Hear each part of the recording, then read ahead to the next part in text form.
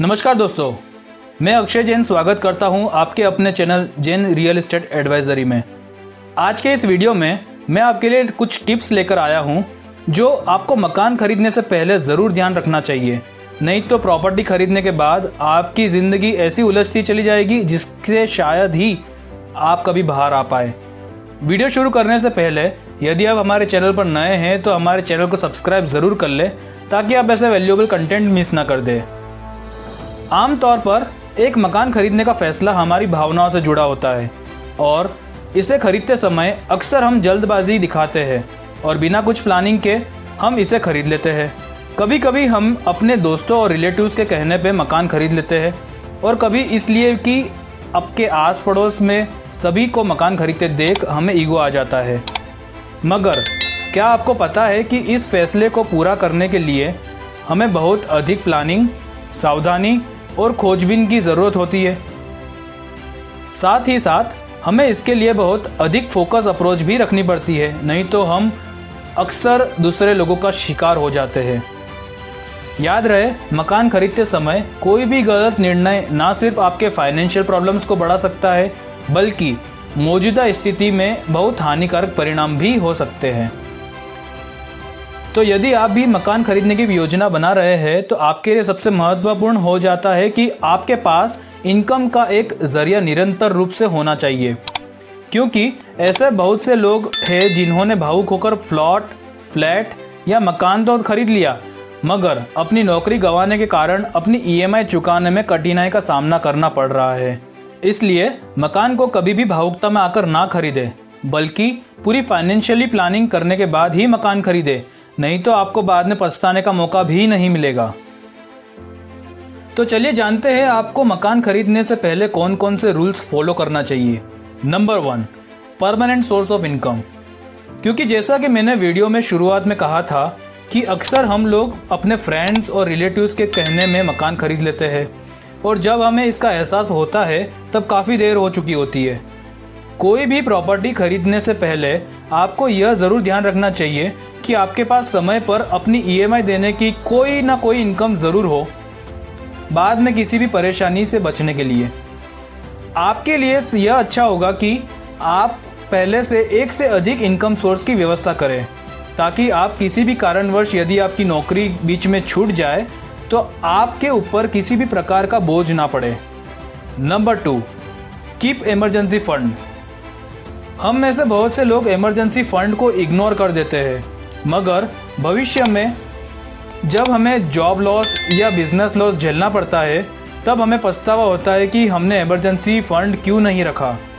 ऐसा संभव नहीं है कि आपको कभी फाइनेंशियल प्रॉब्लम्स ना हो और ख़ासकर तब जब अर्थव्यवस्था की हालत मुश्किल दौर से गुजर रही हो। इसलिए फाइनेंशियल प्रॉब्लम्स को कम करने के लिए आपके पास पर्याप्त मात्रा में इमरजेंसी फंड होना चाहिए।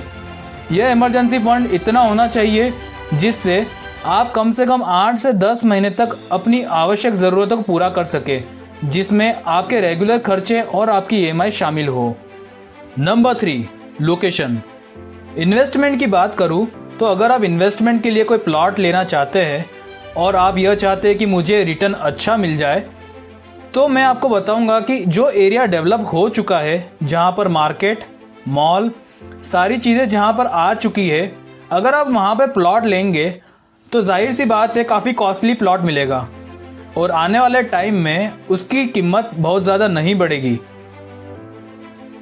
उसका रीज़न यह है कि वहाँ पर सारी चीज़ें आ चुकी है, सब इम्प्रूवमेंट्स हो चुका है, अब वहाँ पर कुछ भी नहीं बचा। आपको इसी वजह से उसके रेट्स भी हाई होकर मिलेंगे। ऐसी लोकेशन से अच्छा आप उस लोकेशन में प्लॉट ले जहाँ पर डेवलपमेंट कम हो और आने वाले टाइम में डेवलपमेंट होने वाला हो, जहाँ पर बड़े प्रोजेक्ट्स आने वाले हो जैसे कि शॉपिंग मॉल, मेट्रो, मार्केट बनने वाला हो। जब भी आप इस लोकेशन में इन्वेस्ट करेंगे तो आने वाले टाइम में आपकी प्रॉपर्टी के रेट्स भी बढ़ेंगे। कई बार तो देखा गया है कि इन्वेस्टर को 5 से 7 गुना तक का रिटर्न मिला है। रिटर्न्स की कोई लिमिट नहीं है। अगर आप इस लोकेशन में प्री लॉन्चिंग में भी प्रॉपर्टी खरीदते हैं तो वो भी बहुत ही कम कीमत में मिलेगा। अगर आपको इंदौर में प्रॉपर्टी में इन्वेस्ट करना है तो सुपर कॉरिडोर से बेहतर लोकेशन कुछ नहीं है। अगर आपको सुपर कॉरिडोर के बारे में जानकारी चाहिए तो ऊपर आई बटन पर प्रेस ज़रूर करें।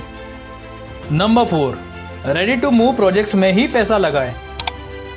जैसा कि आप जानते हैं कि भारतीय अर्थव्यवस्था पिछले 4-5 सालों में खस्ता हालत में है और इस महामारी के बाद अच्छा खासा असर रियल एस्टेट मार्केट पर भी पड़ा है, जिसके चलते बहुत से प्रोजेक्ट्स सालों से ठप पड़े हैं और कुछ प्रोजेक्ट्स तो बंद भी हो गए हैं।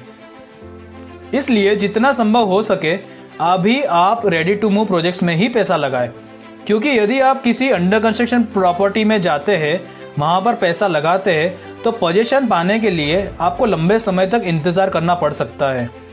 यदि आपको अंडर कंस्ट्रक्शन प्रॉपर्टी में निवेश करना है तो प्लॉट में निवेश करें और अच्छे ब्रोकर से जुड़कर काम करें। आपको प्लॉट में अच्छा एप्रिसिएशन मिलता है। प्रॉपर्टी में पैसा लगाने का सही वक्त मौजूदा समय ही है, क्योंकि जब अर्थव्यवस्था सुधरने लगेगी तब प्रॉपर्टी के रेट भी आसमान छूने लगेंगे और तब उसमें पैसा लगाना जोखिम भरा हो जाएगा। यदि आप मौजूदा समय में पैसा लगाते हैं तो आपको रेडी टू मूव प्रॉपर्टी में भी छूट मिल जाएगी और साथ ही साथ आपको प्रॉपर्टी में अपनी पसंदीदा लोकेशन भी उपलब्ध हो सकती है। Number 5, bank loan from government bank. Salaried class लोगों को मैं सरकारी बैंक से लोन लेने की सलाह दूंगा, क्योंकि प्राइवेट बैंक में सरकारी बैंक के मुकाबले पेनल्टी और सर्विस चार्ज बहुत ज़्यादा होते हैं। यदि आप बैंक से लोन ले रहे हैं तो जितना हो सके सरकारी बैंक से लोन लेने की कोशिश करें, क्योंकि यदि आप प्राइवेट बैंक से लोन लेते हैं तो वह आपसे शुरुआती दौर में ब्याज ज़्यादा लेंगे और प्रिंसिपल अमाउंट बहुत कम, जिसके चलते यदि आप भविष्य में लोन चुकता करने की कोशिश भी करते हैं तो आपका प्रिंसिपल अमाउंट वहीं का वहीं खड़ा रहता है। मगर सरकारी बैंक में ऐसा नहीं है, क्योंकि वह आपके ब्याज के साथ साथ असल भी कम करते हैं, जिससे आपको लोन चुकाने में बहुत लाभ मिलता है। मेरा सजेशन आपको बस यही था। अगर आपको प्रॉपर्टी संबंधित कुछ पूछना है तो आप कमेंट सेक्शन में ज़रूर बताइए। उम्मीद करता हूँ आपको ये वीडियो पसंद आई होगी। ये वीडियो को अपने रिलेटिव्स और फ्रेंड्स को शेयर करना ना भूलें और चैनल पर नए हैं तो चैनल को सब्सक्राइब ज़रूर करें। वीडियो अच्छा लगा तो लाइक करना, नहीं अच्छा लगा तो डिसलाइक करना। आपका वैल्यूएबल टाइम देने के लिए बहुत बहुत धन्यवाद।